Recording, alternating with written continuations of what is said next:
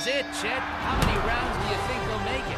Both contenders have a lot on the line. I don't see anyone bowing out early.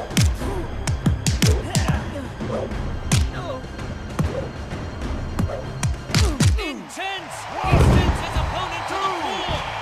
3. Not letting him land a hit. Taking advantage of his range.